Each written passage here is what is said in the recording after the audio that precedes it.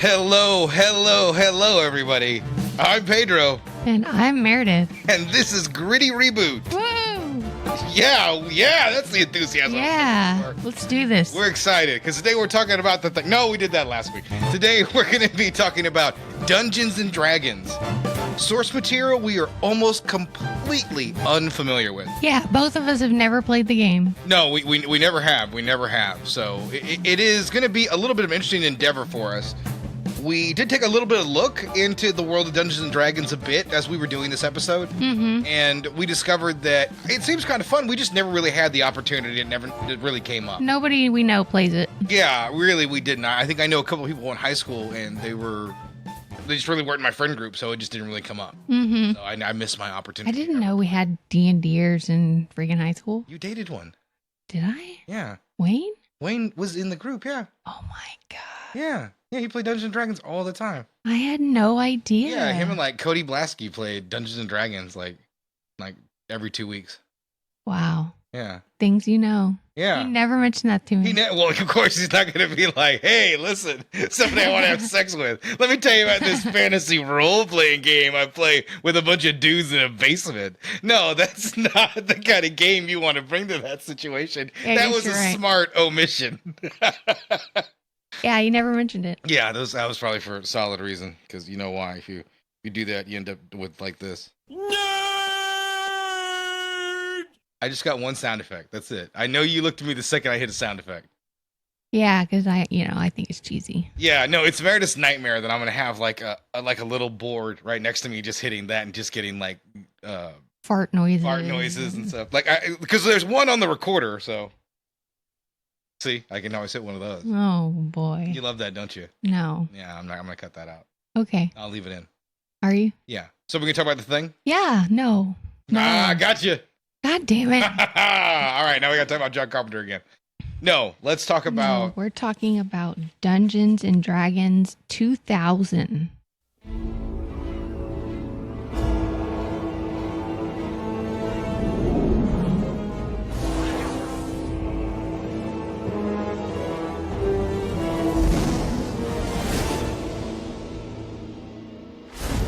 In a faraway world, all people deserve to be free and equal. The child is not fit to govern an empire. the forces of darkness. You can control dragons. With the dragon army at my command, I can crush the Empress. There's got to be some twisted magic experience. So, Seriously. I can vaguely remember this movie when it came out. A kingdom. What can I do? Like, I was aware of it, you know. It It looked very cheesy to myself at the time, like when I was in high school. Like, people were already clowning on this movie when these first trailers dropped for Dungeons & Dragons. And that's something that I want to note right now. It's just... Yeah, see, like, when you're leading with, like, acting like that in the trailer, people already got the idea that this movie was a joke. Like, if you would have seen this on late-night TV, you might have thought this was part of a parody or something like that, part of an SNL skit or anything. But this was legit. Like, it really did come out, and, I mean, it hit with such a thud. It really did. This thing made no cultural impact other than being a joke. Well, this movie is very bad. That is very true. So for a cast, we have Jeremy Irons as Profion, Marlon Wayans as Snails, Justin Whalen as Ridley Freeborn, Thora Birch as Empress Savina, Bruce Payne as Damodar, and that looks to be about it of all the big ones. So, yeah, this was, like I said, a real flop. It really was. This movie came out and was just sort of a joke. When did you see this for the first time? The other day. Oh, really? You hadn't seen this before? Oh, yeah. These two movies I've never seen because I had no reason to. Well, this was one I had seen on cable, so I hadn't really paid attention to it all the way through. And this time I did. I did watch it all the way through for the most part, other than like going to the bathroom. I didn't really like it any much more. Oh my God, no. This wasn't a very good film. It's poorly directed. The art style is just awful. But I feel bad for the director. I do too, and we'll get into that. Well, let's just go and talk about it right now. His situation. Yeah. Like he had a great passion to make this project. He fought a long time to get there as a producer. He was 19 years old. Yeah. When he first wanted to write the movie. He first bought the rights when he was 19. And he fought to get it made, and it took him 10 years to get it made, get them enough money to get it made. And I mean, it's amazing. It really is. And I think that the heartbreaker of the situation was he never intended to direct this film. No. He only wanted to be a producer. Yeah, he did not want to direct this movie. And why was he thrust into this position? Well, he basically offered up like a bunch of different directors, and like one of them was like Francis Ford Coppola. Yeah. Like he shot for the moon, but Your wish list, yeah. he really had a passion for this story. So, but they just rejected every single director that he came up with, and so they eventually just decided, the studio was like, "You got to direct this movie." Yeah. So they kind of forced his hand here, and honestly, as nice a guy as he really seems, honestly, from what I saw in these interviews, he just did not have the skill level to make a movie at this level. No, he didn't. Yeah. That's why the movie's directed the way it is. Yeah, it's very, very basic. Like when you watch it, like it feels like Clerks Kevin Smith got to direct a $40 million movie. Like it's not visually interesting at all. Yeah. Like it's shot, like you put the camera down, the guy walks in the frame, they say something, and they walk out of frame. Like it's, shot straight on, coverage. There's no style to the movie at all. So it feels very amateurish. I know we're not even getting to the story, but like that's probably the number one thing about this movie is, I know it didn't have a big budget, but it did have some money, and it feels like a Sci-Fi Channel original movie from the era. And the kind that's like when they changed their name to SY or FY. Yeah. That kind of lame. Yeah, it's really bad. It very much is. It very much feels like a guy who has no business directing a movie making one. And combine that with laughable effects. This is a rough movie to watch. Yeah, it is. I don't think the story is necessarily like awful, but it's not very engaging either. But No. let's go ahead and get into it. Where do we start? Okay, it starts with Jeremy Irons as the wizard. There's a green spinning wand with a green crystal in it. Protheon, right? This name? Protheon, yeah. Yeah. There's a really terrible looking CG dragon. It's a red dragon. It looks really bad. Like from the start of this movie, you're getting bad CG. Yeah. So that's already a cue that you're up for a bad movie. Yeah, at some point they should have pared down the script to what they could realistically pull off. Bad CG dragon. Yeah, because you're talking like PS2 level graphics. You're talking about that level of complexity. They're embarrassing, really. And then you get a bald guy with blue lipstick. And this is not like, I can't stress to you, if you haven't seen the movie, how poorly done the effect is. It really just looks like he just got a blue icy. He drank some blue Gatorade, right? It's not like his face is blue or something like that in a very cool look. It looks very rushed, and it adds to how cheap this movie is. He does have actually one of the movie's nicer bits of armor, because the armor in this movie is so laughably bad. Like everybody looks like a jackass in this movie. Yeah. And he has actually one of the nicer sets of armors, but once again, it's ruined by the blue lips that they gave him that don't look convincing at all. Oh my God, it looks so bad. It really does. Like he just like takes his blue lipstick and like, all right, let's do the scene. It's dumb. Yeah. This movie has terrible art design. I'll say it over and over again. Well, Jeremy Irons controls the dragon, and then there's some more terrible CG fire. And then we get introduced to Thora Birch. Yeah, now Thora Birch is trying to choke the life out of this movie. She is an assassin brought in from another film to sabotage this. Because she's just like, surely the dragons will come, and then they will be bad. She could be replaced by a block of wood and nothing would be lost. Yeah, she's really bad. Yeah, this is the worst performance. She's coming off American Beauty, right? Yeah, this is the worst performance I've seen from a professional actress in like a Hollywood movie ever.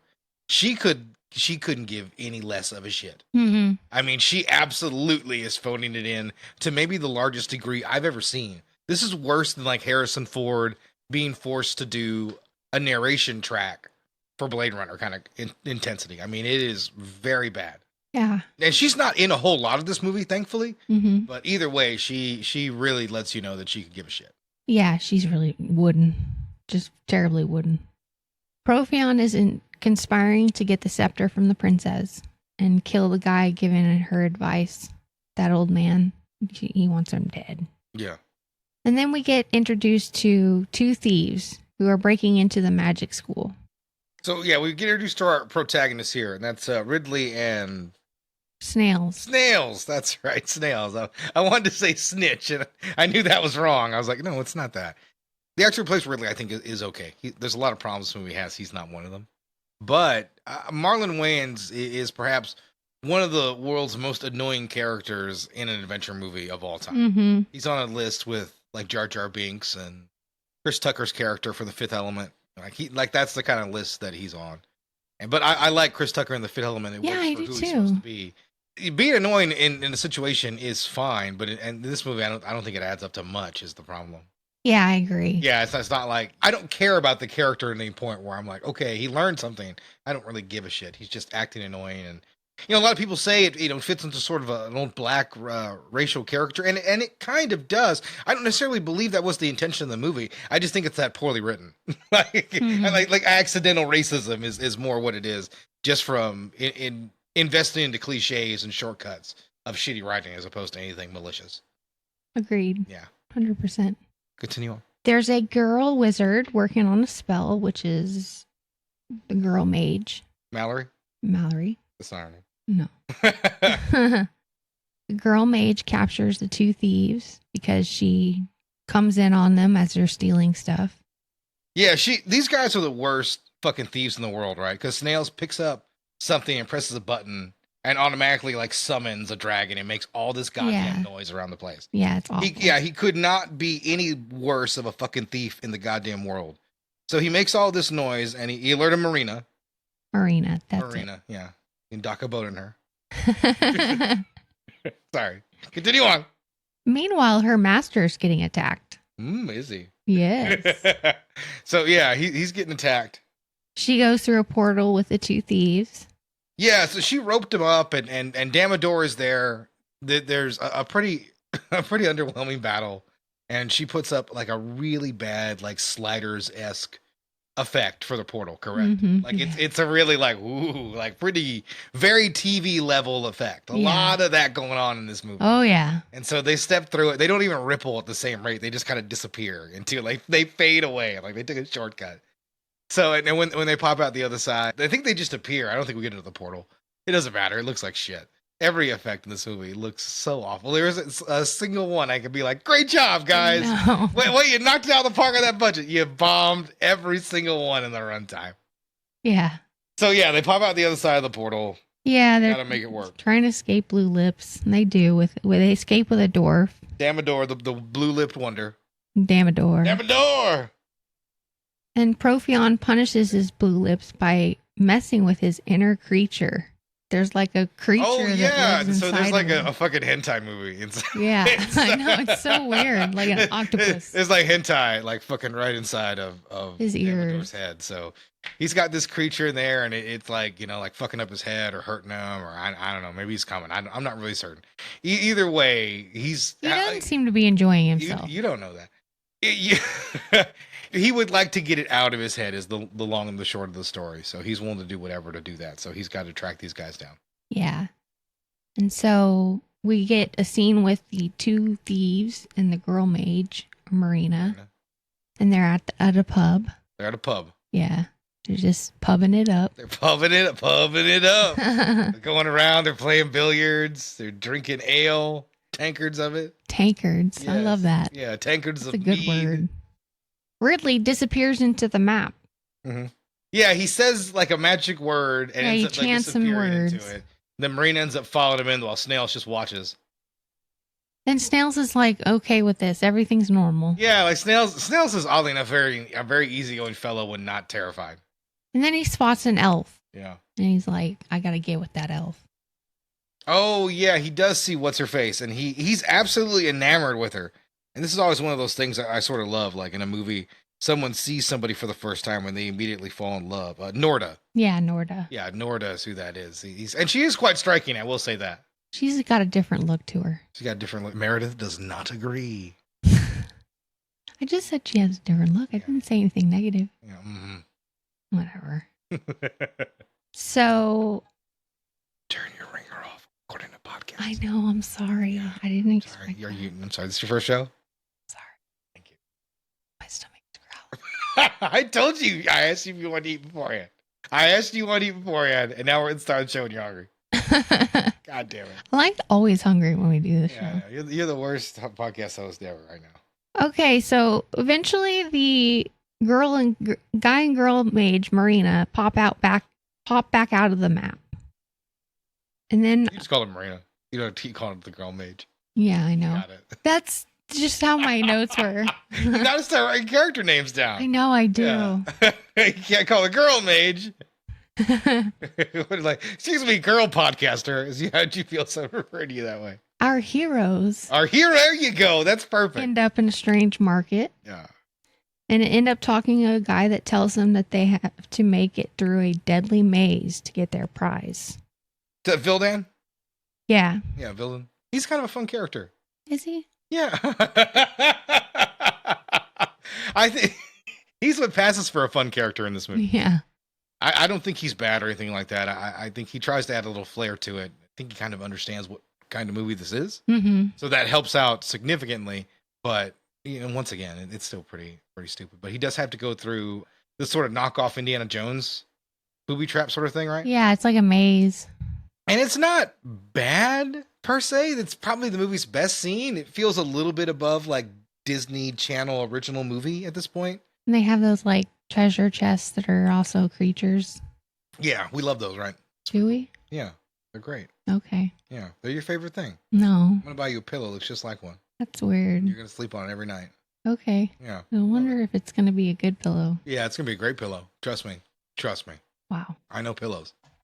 So he makes his way through this maze. He's able to get the amulet, right? Or what's The dragon's eye, I the think. dragon's eye. He's able to get the MacGuffin, and he grabs the MacGuffin. And then, like, the Vildan guy says something. He's like, then he tells him something like, "I know any man that could get through there alive would be good enough to take on the beast." He's like, "Well, yeah. If they got the dragon's eye, of course they'd be alive." like he adds nothing of value to the moment afterwards. Because it's not long until Damodon shows up, right? Yeah, Blue Damodar Lips shows up. I'm going to call him Blue Lips. You call him, you call old Bluey. Yeah, Bluey the old Blowy. Blue Lips. He shows up and Service the Blue Man Group and it won't go away. Ridley. That was a blowjob joke. Yes, I got it. See, they're blue, and that's where he got the lips because they're painted blue. Thank you. Such an enthusiastic session of Oral Love Me. Wow. Continue on. I'm cutting all that. Oral love making.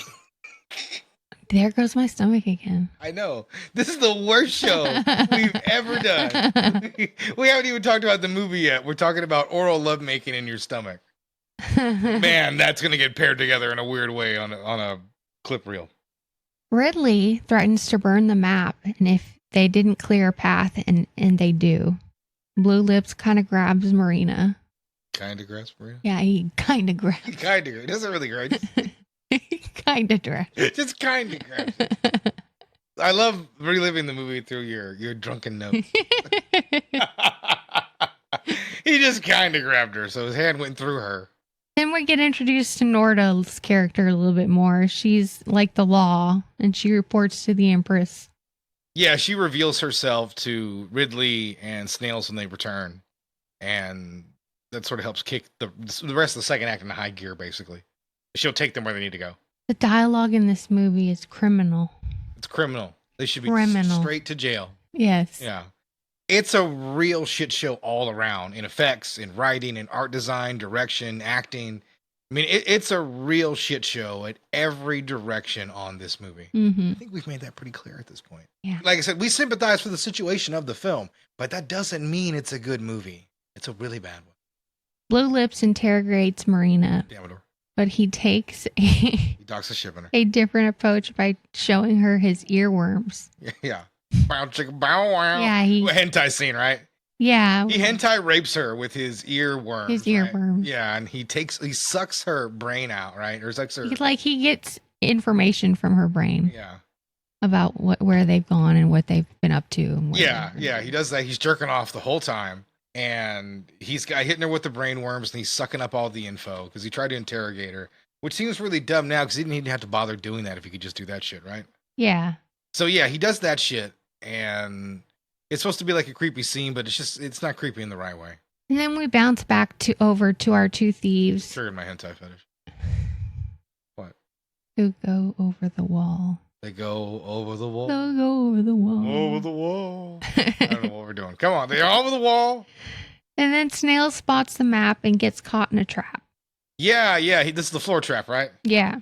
So I guess this is like a Dungeons and Dragons thing. Yeah, I think so. Because it's like we don't know. Yeah, it's in the other movie. Yeah, we don't know when because they remember did they already pass that eyeball thing, the beholder? Yeah, I think so. Yeah, like that's a big deal in Dungeons and Dragons. That's not like a mascot, but he's a well-known creature, the beholder. And I don't think you're supposed to be able to like sneak past the beholder. He looks like something out of the worst Doom knockoff. I think that's what he's a knockoff of, is what I'm saying. Wow. Doom knocked him off. You have to remember when it comes to like art design on like a bunch of creatures, Dungeons and Dragons is the default. It really is. Blue Lips gets Snails caught in quicksand. Oh yeah, that's scene. right. So yeah, we were talking about this with the carpet trap. So they fall in there, which I think was just oatmeal, by the way. And it looks it. So they sink in there and they're trapped and they get busted. And then Ridley rescues Marina. And Snails tries to escape Blue Lips, but can't. Blue Lips ends up beating up Marlon Wayans. Yeah, they get like a one-on-one fight, and the movie tries to kind of like make it serious for a little bit, right? Yeah, because he ends up killing off. Yeah, he does. He straight up murders him. Yeah, like Damador just fucking kills him, throws him off the side, and then when Ridley's there and gets a no of epic proportions.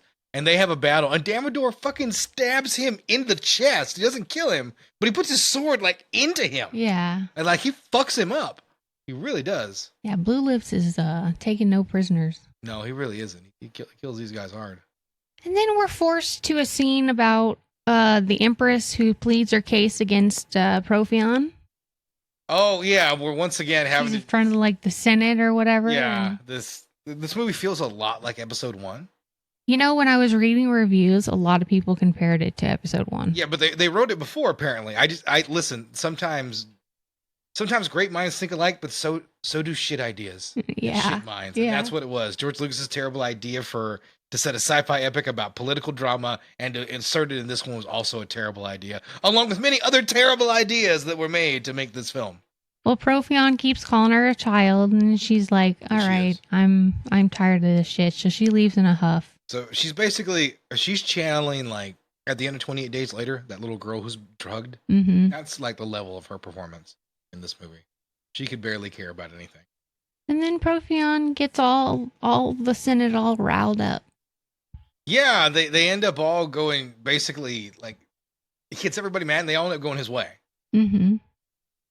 Because, I mean, why would they support her? She barely cares. And then we get an elf that heals Guy. Or, sorry. Heals Guy? Heals Ridley. Ridley! I use Guy in my notes. You have got to learn character names and write them down. You are a professional podcaster, man. So, Guy, pardon me, a.k.a. Ridley... I can't even remember his fucking name. You can't even really about this movie. That happens when we watch bad movies. Yeah. They sort of all run together. Sometimes you think you have great fun making fun of them, and you do at the time, really. But when you sort of talk about them again, you realize like it's just a bunch of inane crap that happened. You don't have to go down every detail like we did for the thing. We go down every detail because it's interesting and it matters. Mm-hmm. Craftsmanship. I can tell you all day about the lack of craftsmanship over and over again. And that's sort of what it is with the film. Even though Ridley is hurt, he takes it out on Marina. Yeah, he just pummels her. He punches her in the face. Oh, no, he doesn't do that. He doesn't do that? He takes it out on her a little bit. He gets all pissy and stuff. Yeah, no, that's a good way to put it. I like how you did it. Like, he just was like, damn you. But no, he gets upset. He lashes out because his friend is gone. The anger has eaten him up inside.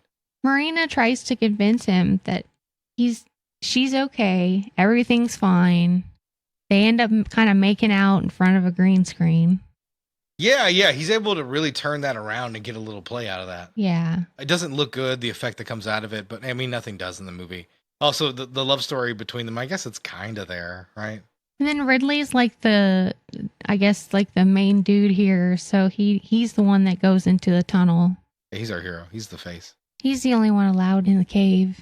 Yeah, because he has the dragon's eye. And then he ends A up bunch of treasure in that bitch. in a room with a red dragon on the door. He puts the dragon's eye in the eye hole and the door opens. He goes down and there's a ton of treasure. Yeah, I got it. He starts to steal some stuff. Thank you for telling us about the door. Why'd you take notes on the intricate doorway? I don't know. It's probably the only thing I thought was interesting. There's some elements of the story like, who gives a shit? But let me tell you about this doorway, motherfucker. This was intricate shit, okay? So yeah, they end up in this room full of fucking treasure, and he's like too honorable to take anything, right? Yeah, he starts to take stuff, and then he's like, "Nah, man, I can't do that. That's I'm on the wrong." hero's journey. And then he takes the wand from the skeleton that, And it comes alive and talks to him. yeah, that controls the red dragons. Yeah. And they have a little chat. I like that. And actually, that's not a bad effect, because that's like a puppet, right? A guy in a suit. Yeah. That's okay. That's one of the few times I wasn't like cringing at like the effect. Like I think like earlier when they go into a town, they talk to this guy who's got like a purple onion head. You know what I'm talking about? Yes. And he looks like a Power Ranger villain. He looks like a reject Power Ranger villain. So this is one of the, and it has that like Fox Kids, Disney Channel original movie vibes throughout the whole movie. It really does. Yeah. Like an upscale version of one of those. And this is one of the rare times it has like a darker looking effect. It looks okay. Yeah. It looks okay. Passable. That's an F+ in this movie. Yeah, but the costume designer should be shot. They should. You should shoot them. I will. Wow. Murder. Yeah, first time I'll use a gun. Wow. What a turn on this show. Wow. Yeah. Anyways, Ridley gives up the dragon wand. They all start with 'Cause he's trying a to, bitch. yeah.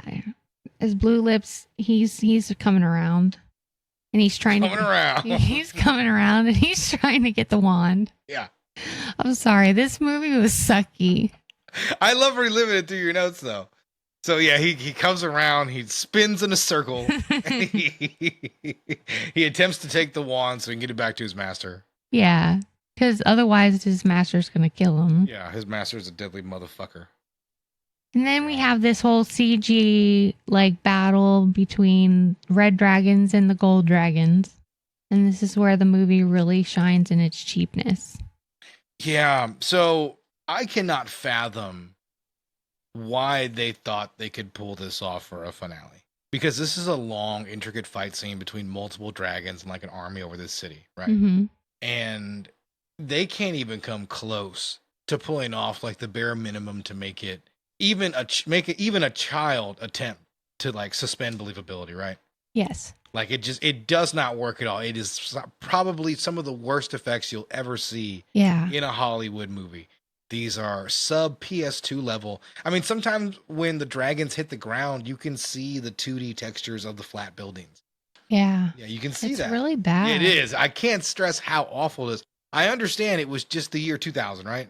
Is when they probably did all these. Year 2000. Year 2000. I understand that's when they did these effects. But and true, yeah, things like Dragonheart had much better dragon effects in 96, but that was a larger budget. But even then, you have to write for what you have. Mm-hmm. And for them to try to do this battle sequence in the way they did was just so stupid. I mean, you only open yourself up for ridicule with effects like that, because those weren't acceptable back in 2000, and today they're just memeable is all they are. Mm-hmm. And then we get some of the worst acting in the whole movie. So yeah, with Profion. yeah, Jeremy Irons just completely goes over the top. I mean, just It's completely terrible. flies over the top. Destiny! Come to me. You can run your ladyship, but you'll never run far enough. Let their blood rain from the sky! It's pretty damn impressive if you think about it. He's not even chewing scenery. He's Just got like a flamethrower. It's like Yeah. lighting everything on fire with his acting. You know, and you heard in the trailer earlier, like he's just screaming these lines out, like with everything that he's got. Like, I think he understands maybe the camp nature of the movie, but almost overshoots it. I mean, he does. He has so much intensity on it. Ridley ends up destroying the dragon's wand. He does. He has a battle. He's able to defeat, what's his face? And then Savina, which is Thor Birch's character, sicks one of the gold dragons on Jeremy Irons, and he dies. Yeah, he's eaten, right? Yeah. Yeah, that's right. He was eaten by the dragon. And then we have a scene where Ridley gets knighted, and then fuck this movie. Fuck it in its shitty asshole. Fuck it in its shitty asshole. Listen, this movie just as bad. Now, it's worse now because of how bad the effects have aged. I can appreciate the endeavor. The director, what's his name again?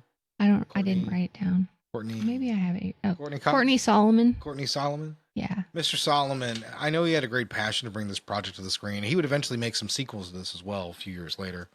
And he would make one of your least favorite movies ever, by the way, Captivity. Oh, yeah. Did you know that?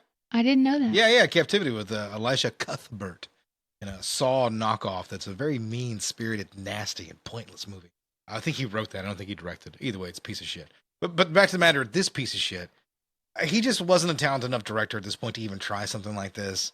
This was way too ambitious a script to pull off at that budget level. This movie had so many things going against it. And it's just an awful, dull movie. If you like Dungeons and Dragons, I guess you could be pleased with a couple elements of it. But from what I understand, it's not that faithful as well. Mm-hmm. Oh. Here's a few trivia for the Dungeon Dragon 2000. When asked why he did the film, Jeremy Irons replied, "Are you kidding? I just bought a castle. I had to pay for it somehow." Yeah, hey, listen, it's a paycheck movie. And that's fine. That's what happens. I always defer to Michael Caine about Jaws 4. They asked him, why would you ever appear in such an ugly movie? He said, because the house it bought me was beautiful. The bones visible in Profion's lair are real. Scenes were filmed in Sedlec Ossuary, a small chapel in Kutna, Ora, Czech Republic. Is decorated with the bones of people who were buried in the surrounding cemetery. Ooh. Yeah. Creepy. I like it. They had a hard time. Bones. What? We should go there and touch some real bones. Yeah, we should. Yeah. Go to the Sedlec Ossuary. Thanks for saying it one more time. Ossuary. Ossuary. They had a hard time establishing tone of the movie. Initially supposed to be a fun, light comedy adventure, but they added some blood and gore, which makes the tone inconsistent through the movie. Yeah, because when they have that fight scene later on, it feels like out of a different film. Mm-hmm. It very much is a grittier, darker kind of scene. The budget of this movie was $45 million, and the box office was $33 million. 33,000. That's it. 18 people saw this movie, and that was it. And then one of them left a $10,000 bill.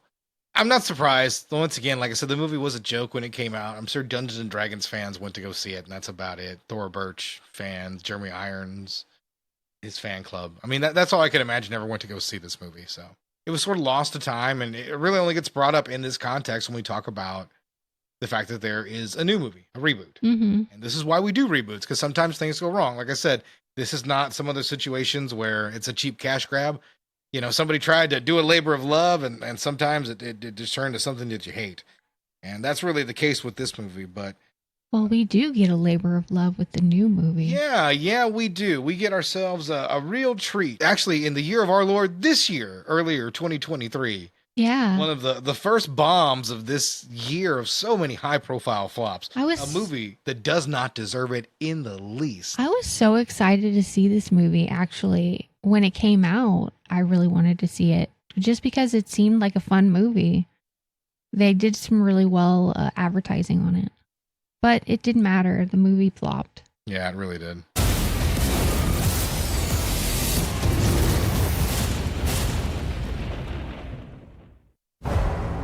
Here's the thing. We're a team of thieves. And when you do this, you're bound to make enemies. Sometimes those enemies come looking for revenge.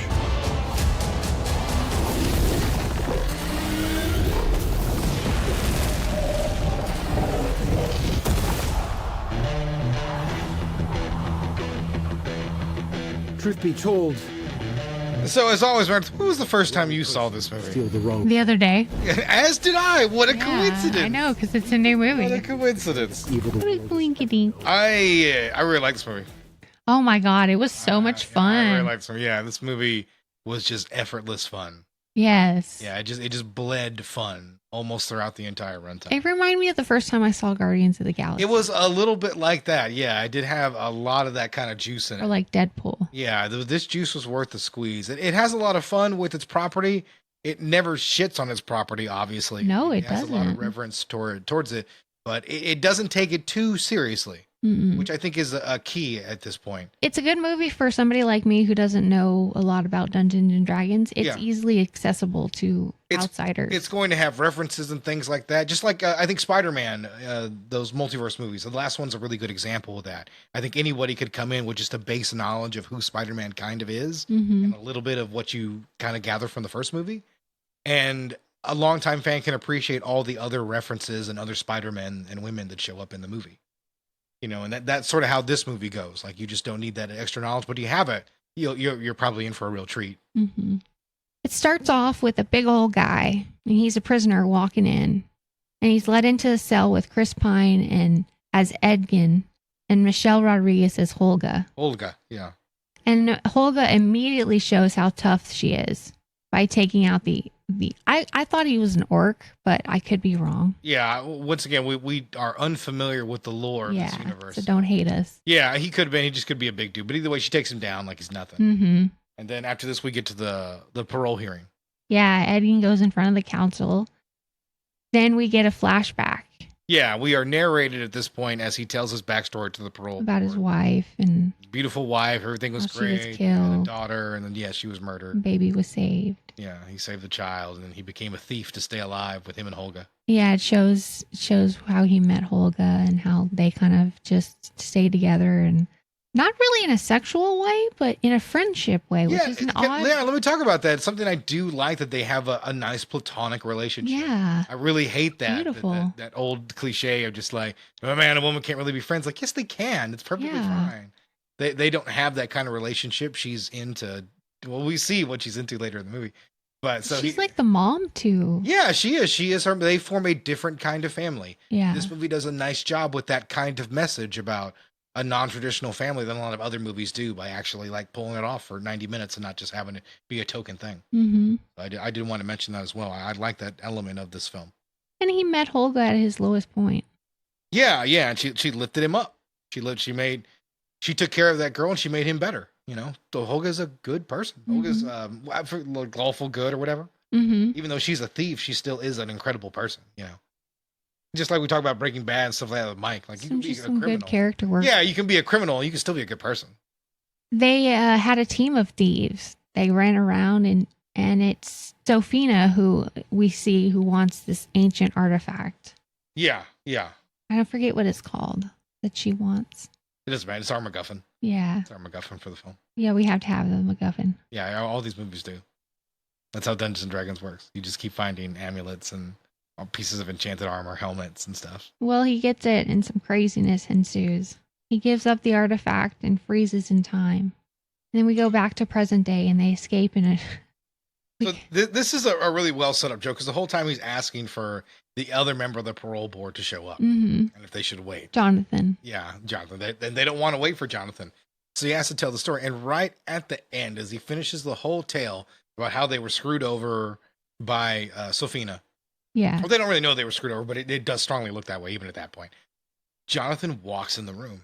And he's a bird man, right? He's a bird man. And so he looks over at Holga and goes, "Now!" And so they grab him. And they both are holding on to this birdman, and they run out the window, break right through it, and use him to fly to safety and escape prison. Meanwhile, the council's like, "We were going to parole you." Yeah, that's my favorite part. But you made parole! As they're flying out the window. And it lets you know the level of wild craziness that happens in this movie. That was a really fun way to do that. And we got a lot of backstory in a really quick way. Smart writing. Edgin and Holga are off to find his daughter.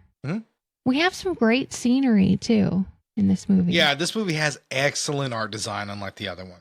I also really love the soundtrack. Yeah, and it has a perfect sort of feel for this property as well. A reference to it, while, you know, keeping the sound moving forward. I really like everything that's happening. And you know, I didn't even look up who did the score or anything like that. I should have. But you're right, it was a solid one. Oh yeah, I really enjoyed it. It was very much like The Witcher or something. Yeah, like that. yeah. It was very whimsical. Very much so. It had the perfect vibe for this movie. Fit perfectly. Well, they find his daughter Kira with Forge, who is Hugh Grant. Yeah, Hugh Grant's great. I like watching Hugh Grant choose scenery. Mm-hmm. And we find out that Safina is working for Forge. Yeah. So Forge ends up being our bad guy for most of the movie. And, and Hugh Grant's up to the task. Mm-hmm. He's great at chewing scenery and sort of teasing them for being lowly thieves while he just basically kidnaps his daughter to raise as his own. How do you feel about Chris Pine in this role? Chris Pine is an effortless leading man. He just is. He can just step in front of a camera and just command the screen very easily. He's great here, and I think without him, this might not be as good a movie. Yeah. Because this movie, kind of like Guardians needed Pratt, Mm-hmm. The same sort of thing like this movie needs Pine. It's a very similar kind of part. And without that level of performance, someone who's able to, like I said, be the action hero, the leading man, and nail a joke like it's nothing, that's just so key. And him being in the movie makes it better. Mm-hmm. Somebody else in this, it certainly might not have risen to the task. His unique skills were used quite well in this movie. Great casting. Yeah, I like Chris Pine too. Same thing, Michelle Rodriguez. She's perfect to play any kind of tough girl part. Yeah, she plays it a lot, but she's fucking good at it. And she's great at it again here. And what's she able to do to it? Soften it, like we talked about with the motherhood part earlier. She does that effortlessly. She's an underrated actress. His daughter Kira is upset at him. Very mad. Yeah, because he made a mistake and got put in jail for 2 years. And she's been with Forge this whole time. She hasn't been with her dad. She's pretty upset. And the kicker on it is that she believes it was a pure greed endeavor. Yeah, that he was looking for the tablet the whole time. Yeah, but really he needed with the tablet of regeneration. Yeah. Yeah, and that because he wants to bring his wife back. That's what he believes. That's what he's telling us, and Holga backs him up. But it doesn't matter. Yeah, he's double crossed by Forge. Forge, you can't ever trust a con man. And Forge has been taking care of her this whole time, and she's been living the high life, and yeah. She's like, okay, well, this guy has been treating me really well. You can bite the hand that feeds. Mm-hmm. It's a Nine Inch Nails song. And then Sofina asks the guards to kill Holga and Edgin. They are trapped again. Mm-hmm. Is there another carpet trap here? Yeah, I think so. Yeah, that's right. They go through the store. Yeah, they get the girl, and they lunge at him, and they fall into another a better looking carpet trap. It's not oatmeal. Yeah. It's not oatmeal. So they get dragged out, and they're going to be murdered or executed. And Holga starts making conversation with the guy about his axe. Yeah, and then we get like this great action scene with Holga. How do you feel about Michelle Rodriguez as an action star in her 40s? Well, she's able to carry the scene really nicely. She does this whole great bit where, she's asking about how you clean the axe, and she's dusting off this piece of metal, and she finds just a good little chunk of it. She's able to block the axe hit and take everybody down with this. And it's a really well choreographed fight scene while Pine is in the background taking care of his loot, which is also funny as well. This movie has good fight scenes on top of everything that else is good that's in this movie. And there are very few women in their mid-40s that are going to be able to carry an action scene like this. Like I criticized Jessica Chastain earlier in the year for the 355. Mm-hmm. For very thing. I mean, she's an Oscar-winning actress, literally one of the best in Hollywood. But there's certain things that something Michelle Rodriguez could easily do. Yeah. That other actresses can't. She's very athletic. Yeah. And then Charlize Theron is the only other person that could do it. Theron, I don't know why I got the accent there. I know, she's great. Forge tells Kira that he gave her dad the tablet and he left. Mm-hmm. So she thinks he's been greedy again and he's just going to leave her again. Yeah. Which is sad. It is actually. It is quite sad that he's manipulating her because you see a little bit of the bond early on, the closeness between these characters. So like you can certainly see how it's a measure of pain for Edward, Yeah, and Holga and Edgin have good chemistry. Yeah, they do. They do. There is a level of sorrow. They have real work they have to do to get his girl back. It's interesting. They go to see Simon, a magician thief who gets caught stealing when he sees Edgin and Holga. He sees Edgin and Holga, and he ends up dropping everything that he's been stealing from the patrons in the... Yeah, and this is a real fun scene. Everything falls to the ground, and there's like a free-for-all of magic. He inverts the gravity and reverses it again. Yeah, and he gets chased by the angry mob. Yeah, this is another fun visual sequence. It's really just a hoot. Yeah, and then we get another fun sequence when we meet the shapeshifter while she's an owl bear. Yeah, so we get the owl bear to show up, which I think is fun for a couple of reasons. One is this is Sophia Lillis, and she's playing Doric here. And this is Sophia Lillis. I'd really only known her from It years ago when she was still a teenager. And I was really impressed by her in this. I thought she was a lot of fun in this role. She's the straight man for the most part. Like everyone else does the wacky bits sort of around her. Mm-hmm. And she's, weirdly enough, as the person who's the most magical who can be a shapeshifter, or she's not a shapeshifter. I'm sure there's another term for what she is. I'm sure they said it, but it's not important. For all intents and purposes, that's what she is. But she can only turn to animals. Yeah, and Simon is smitten with her. Yeah, as he would be. She's very cute in her attire or whatever. She's like shapeshifter attire. too girlish. Yeah, she's really small. She's 5 foot. Yeah, she's 5 foot. There's a sequence later on where I was like, wow, she's really, really tiny. I had to look it up. I was like, she's 5 foot even. So she's about as small as you really could be. We see Sylvina speaking to a dark figure. Yes. Dark figure. Hugh Grant is so charming as Forge. He reminds me of the character in Bridget Jones' Diary. He's kind of an asshole, and he can play a lovable asshole. Yeah. That's a unique skill that Hugh Grant has. Not every actor can pull that off. He does it really effortlessly. He has his entire career. Then we get this really cool scene where the shapeshifter flees the guards, and she becomes a mouse, and she goes down those stairs. Yeah. Doris, she has this whole sequence where, and it's really incredibly well choreographed. Mm-hmm. Yeah, where she comes in as a bug and gets everything, and then she's able to escape once her face recognizes her, because she can always spot magic, and she comes out of there and she gets in the suit of armor. I love that. Mm-hmm. She starts running away in the oversized suit of armor, and then when she's captured, she turns into a rat and then sneaks her way out of the whole facility.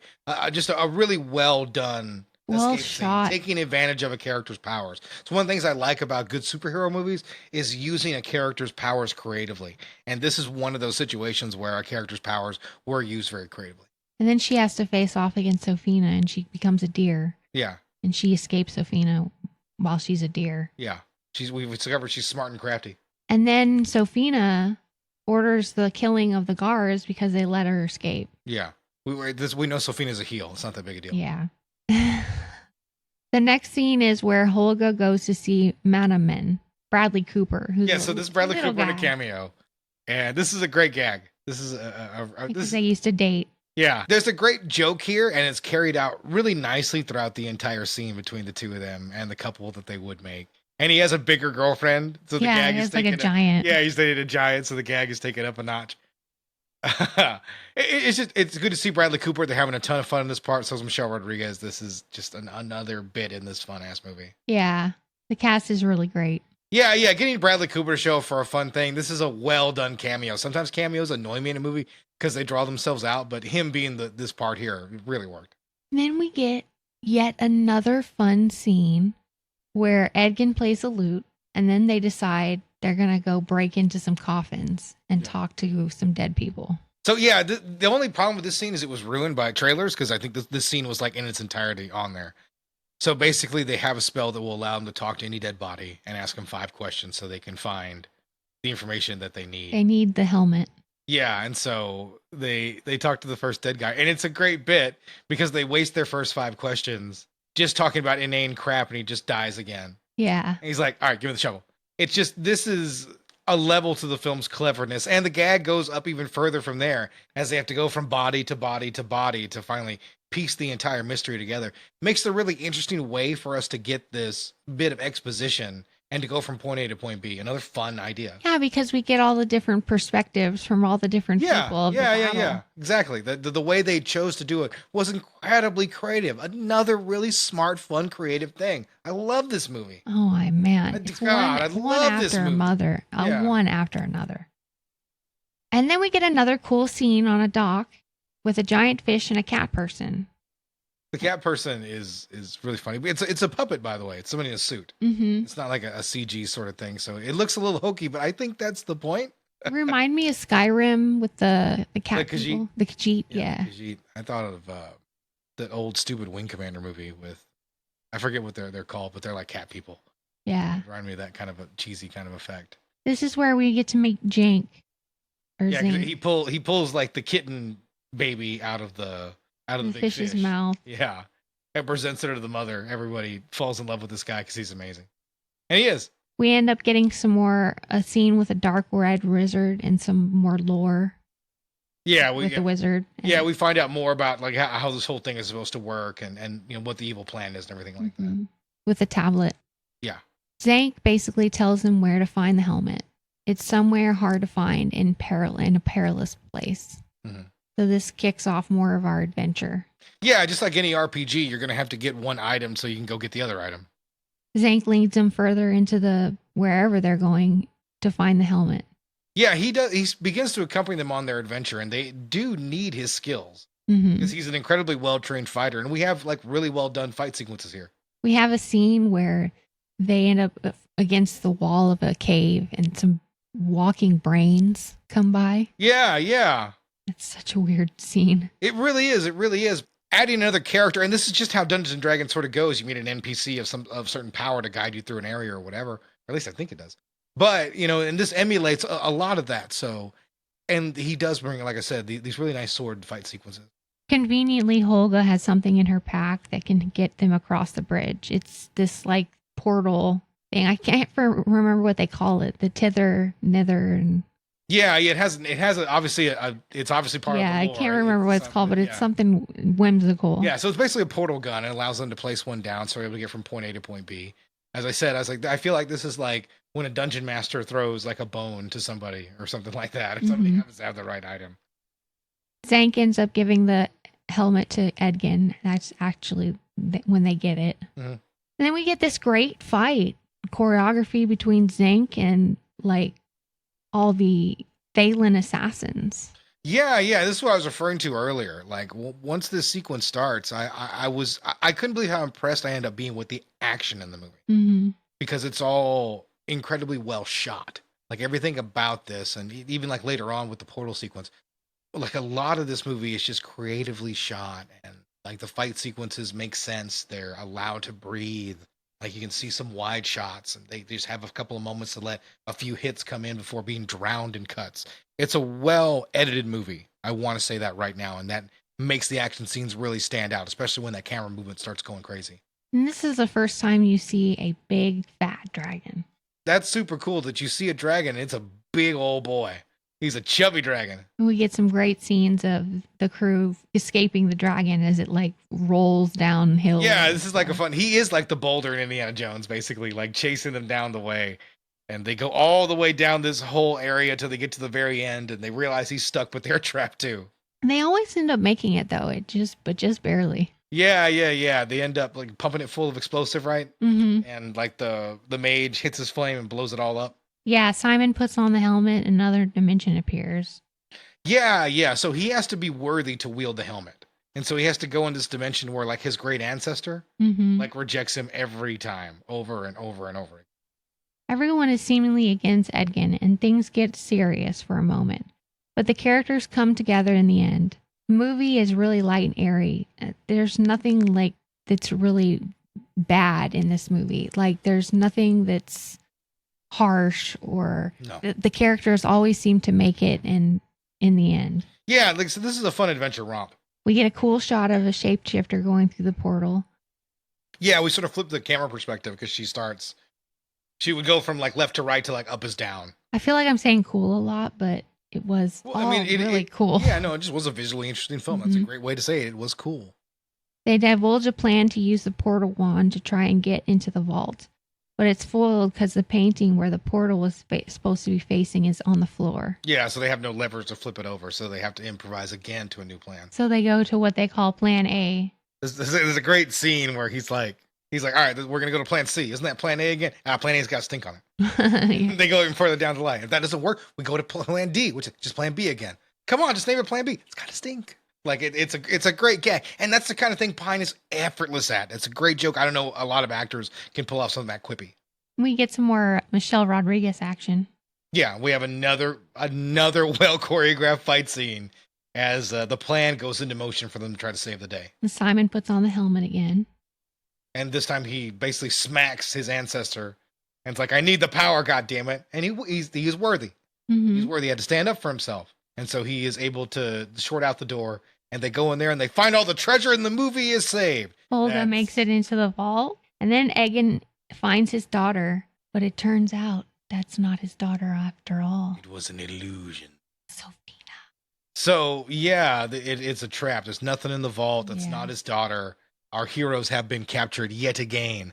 This is a long movie, by the way, and you really don't feel it. I have to stress it. 2 hours and 12 minutes, you don't. Later today, we're going to go see The Flash, and I have a feeling we're going to fill that 2 hours and 20 minutes. Same thing we see Indiana Jones. Forge captures Edgin and talks Forge into letting them do the games instead of killing them immediately. Which is where they're at right now. It's a big set of like gladiator-esque maze kind of game. Bets are taken and the stage is set. They have to make it through the maze.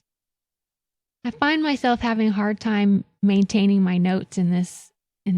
Yeah, because we have another sort of wild sequence where the camera keeps moving, and we do find another fake chest that has a creature inside of it. Once again, this is a good scene. It really is. But it's just another wild sequence with this maze where our heroes bounce right through it. They all come out victorious. They catch some breaks. They cleverly use some a dissolving cube to save themselves. The shapeshifter is able to pull them all out at the very last second. Yeah. It's rather clever. You have that panther that has that. Dork. Yeah. Yeah. One of those. Yeah, there's a panther who's chasing them throughout this whole thing, and he can shoot like a projection of himself, a duplicate. That's not real. It's just a hologram, but I mean, you don't know that. Yeah, that's how he stalks his victim. Yeah, you don't know that till you see him. So that's a really interesting and unique design. I like the way they end up dealing with the creature. It worked well. Edgin gets the tablet, and then he sees his daughter with Forge, and he manages to convince her that he's there for her. And Forge plays more games. Yeah, he brings out his Game Boy, plays Tetris. And then this is where we end with Sophina. She had a plan after all because the games got everybody in town there, and that's what she needed to do her spell. So this is like the true hero shit. They are our protagonists have won their mission, have they not? Yeah. They have secured their daughter. They have gotten rid of... They got the tablet. Yeah, they got the tablet. Hugh Grant's done for. He's left there behind. But they realize what everything was about. And she's about to steal everyone's soul to bring forth the evil and shit like that. So our heroes do what heroes do. They leap into action. They foil her plan. Yeah, they all come together. They throw everything in caution to the wind. And they do what they can to stop her. And their plan works. They're able to empty the... They use all the treasure to lure people out of the arena. We get a dragon bear owl fight.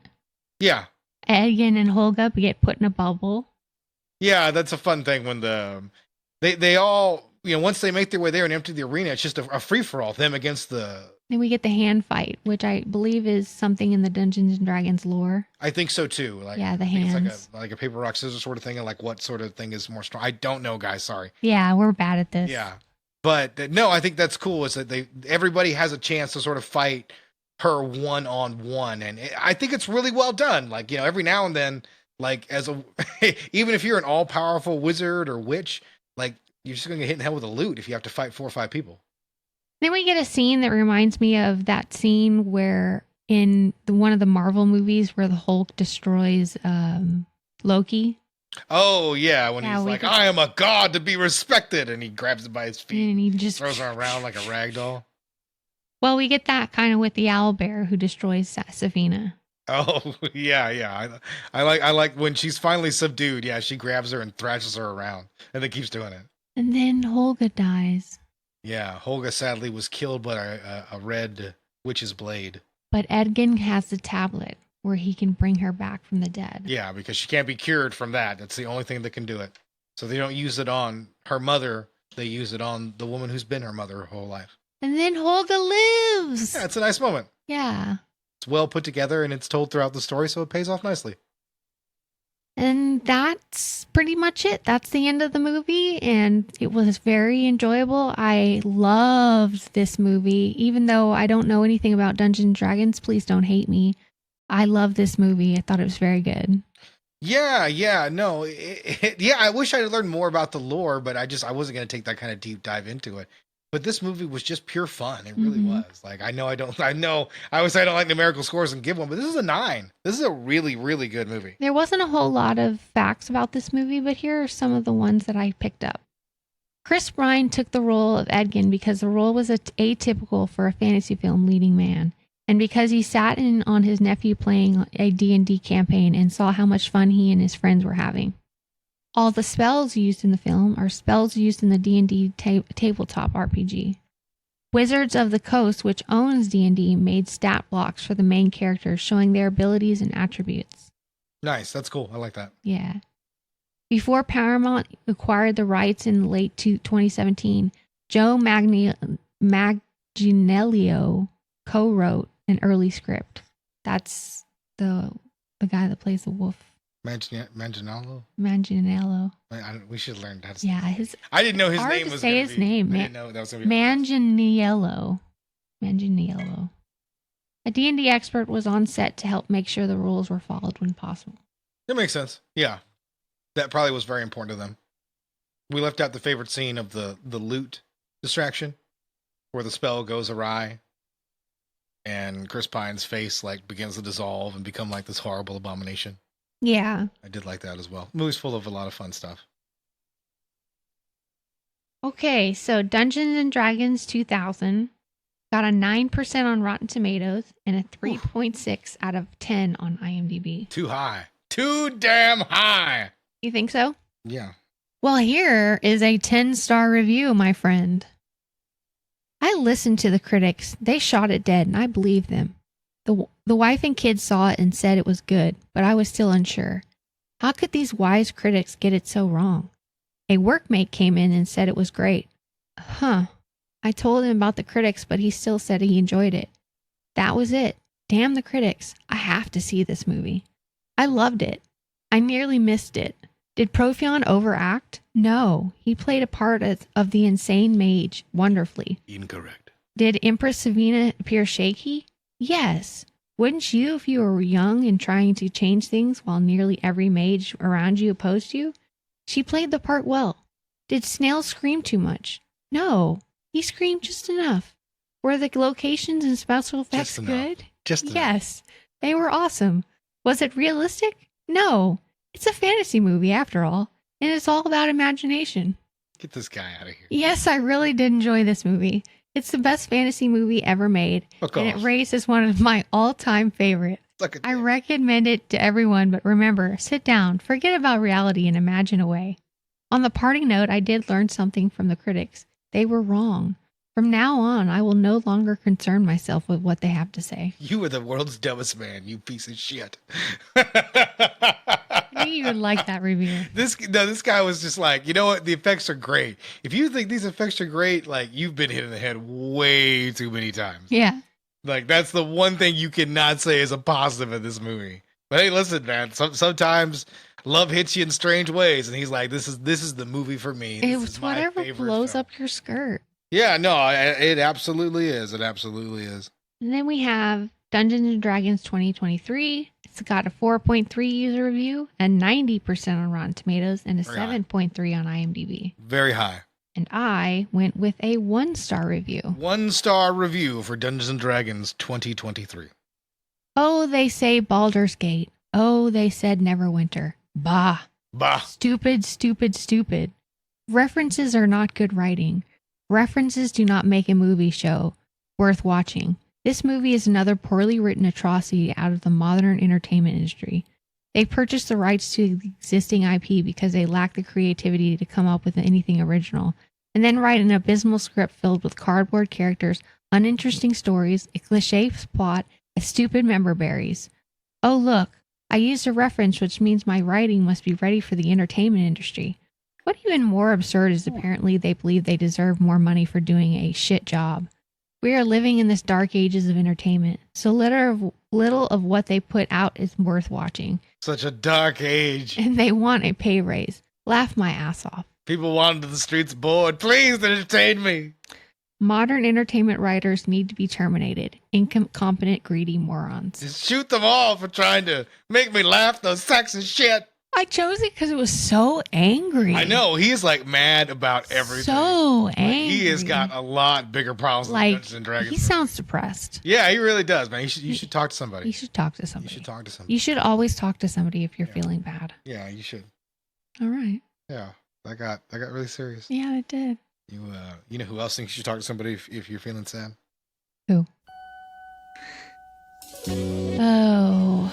Oh, yes, yes, yes. Dungeons and Dragons was, of course, reviewed by one Roger Q. Ebert. I didn't think he would waste his time. Well, yeah, back in those... he was a film critic. It's not a job, babe. It's a calling. All right? Whatever. It's a calling. And he was compelled to review the movie. Now, I'll ask you again, Meredith, do you think that he liked the movie? No. Can you guess his star rating for the film? 1 star. You are incorrect. Half a star. 1.5. Oh my God.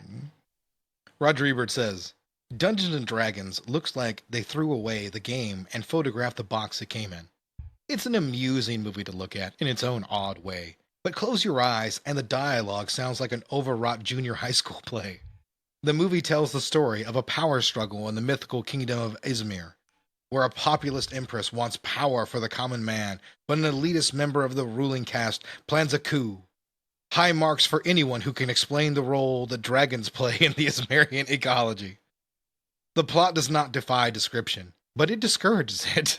Imagine a kingdom that looks half the time like a towering fantasy world of spires and turrets, castles and drawbridge, and the other half like everyone is standing around in the wooded area behind the Sam's Club on the interstate. Imagine some characters who seem ripped from the pages of action comics, and other characters who look like they're readers. Imagine Arch elevated, alternating with contemporary slang, and disconnects are so strange that with little more effort, they could have become a style. Empress Savina rules in a land where the mages run everything, and the commoners do all the work. She fights for equality, but a scheming mage named Profion, Jeremy Irons, yes, that Jeremy Irons, wants to wrest power from her. This will involve obtaining a mage scepter, which I think, this is a little obscure, is powered by a gem known as the Dragon's Eye. Plugging the eye into the scepter will allow Profion to command the kingdom's dragons, overthrow the empress, and retain power for himself and the fellow mages. Meanwhile, there are a lot of meanwhiles in this film. There are 2 thieves, Ridley and Snails. Ridley is a cross between an action hero and a mall rat. Snails tilts more towards Stephen Fetchit. Be careful, Ridley is always telling Snails, and he'll turn around and bang his head on a beam. Soon they accumulate 3 sidekicks, Marina, who knows a lot of magic, Elwood the dwarf, which we never talked about. Yeah. And Norda, whose breastplate is a metallic salute to the guns of Navarone. Oh, Ebert, you fucking son of a bitch. These 5 bumble about in undistinguished settings and then occasionally venture into sets so hallucinatory in their medieval gothery that they look stolen from another movie. Their archenemy is Damodar, the sadistic shaven-head enforcer for Profion, whose ears contain a long, snaky rotor-rooter type things that spring out on flexible arms that suck out people's brains and stuff. And then there are the dragons. What, I asked, is their nature? Are they intelligent? Loyal? Obedient? Do they wait for eons in dungeons until they are needed? Do they eat? Reproduce? At one point, Profion releases one from its lair, but he hasn't fitted his scepter with the correct missing part, so the dragon attacks and breathes fire and has to be skewered by a falling gate. Its blood flows in the river, which begins to burn. The dragons apparently exist in order to materialize in the sky and flap ominously above Izmir until they are all vaporized by magic. What use are they in a war that is this hard to figure? How would the mages enjoy life if dragons burned down Izmir? These and the other questions percolate during a great deal of swordplay, interrupted by shouted, dire imprecations by Jeremy Irons, who has not had so much fun since Juliette Binoche decided she had to ravage him right there in Damage. Mr. Ebert was not a fan.